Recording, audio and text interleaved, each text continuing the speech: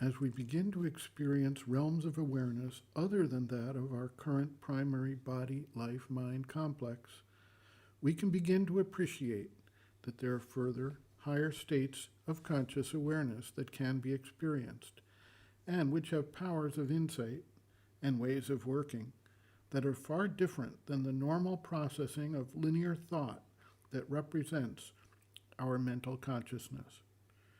We tend, in our current mental standpoint, to process things in a step-by-step manner with very narrow framing around whatever we are trying to understand. We want to move from point A to point B in a straightforward and logical fashion. There are tremendous advantages to this approach for accomplishment of specific tasks in the external world, as well as for deconstructing and appreciating the elements involved in any specific form or event. There are, however, also serious limitations. The limitations revolve around a concept which artificially separates things into distinct event channels and thus does not take into account nor appreciate the complete relationship and interaction that takes place.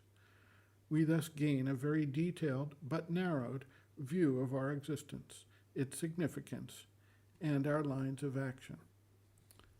Sri Aurobindo describes the process of involution and evolution of consciousness to put a context on the emergence of the next term in this process, which he calls simply supermind, as it is the level beyond the mental level.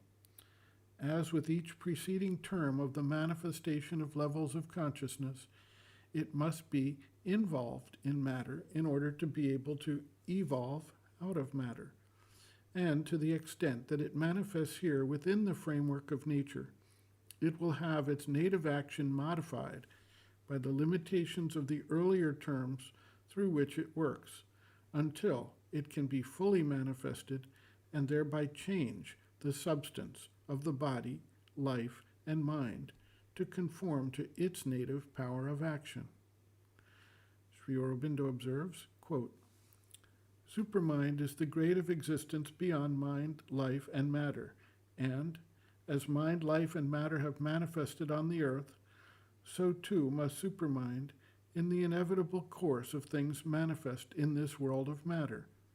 In fact, a supermind is already here, but it is involved, concealed behind this manifest mind, life, and matter, and not yet acting overtly or in its own power.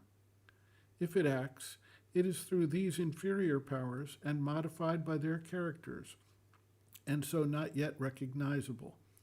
It is only by the approach and arrival of the descending supermind that it can be liberated upon earth and reveal itself in the action of our material, vital, and mental parts, so that these lower powers can become portions of a total divinized activity of our whole being. It is that will bring to us a completely realized divinity or divine life.